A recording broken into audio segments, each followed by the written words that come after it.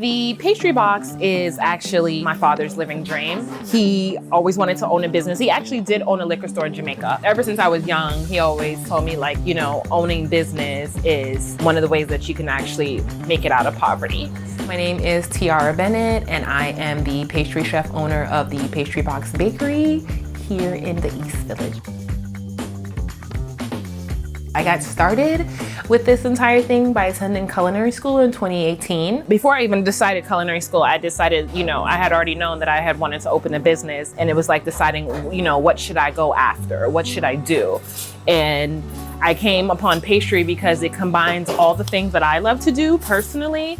I love food, art, and science. June 19, 2020, we had our first pop-up, and that's when I really learned what Juneteenth is and the meaning of Juneteenth, and I'm very happy that that's actually our anniversary. We did the pop-up on the street for about 2 years, and then real life started to happen again. Ended up meeting my partner at the time, Chin, and he owns a cafe in Central Park, Sip & Co. He hired me to be the pastry chef and start a full-on bakery program. After him seeing like work ethic and my drive, he was like, I want to open a business with you.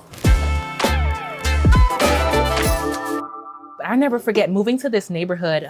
Like, they just thought I was just this young girl. A lot of the neighbors was like, oh, I hope you make it. I hope you last. Like, a lot of them didn't even expect us to be lasting in our second year. Sometimes even when I see them on the street, they're like, oh, I see you're still around. Like, they really, even in their tone and the way how they say certain things, like they really didn't expect for us to still be here. Having to come from a community in Bed-Stuy where everyone accepted us and was like rooting for us to come into a neighborhood where everyone was like, oh, you know, who are they? Who is she? A lot of the neighbors didn't even think that this was my place. They thought it was my partner's place. And even when they found out I was the owner, they would say not so nice things about me.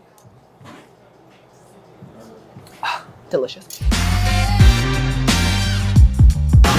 Our breakthrough was when we got published in Eater for the chocolate chip cookie. I never forget that weekend. Our sales were like insane. We like made rent in a weekend and I never had seen it. And that was like the beginning of the change where we actually started to be in the green. It actually changed the direction because I had started this business with thinking that it was just gonna be wholesale forward business.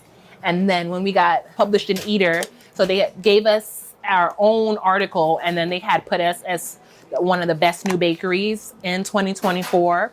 That led into a crazy exposure. We got published in Bloomberg. We were on CBS. TikTok got a hold of us. Saturation just doing the blind taste test of 32 chocolate chip cookies.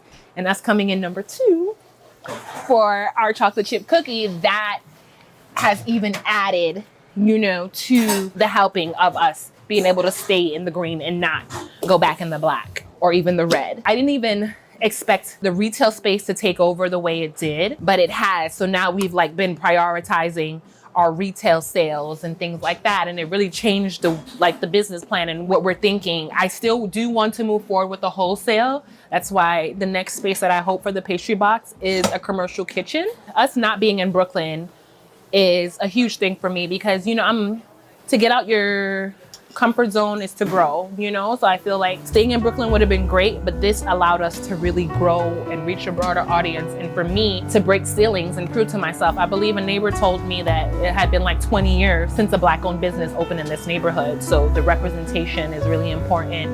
And I'm actually say that I didn't choose the East Village. The East Village chose me, and I'm glad it did. And then we're here to stay now.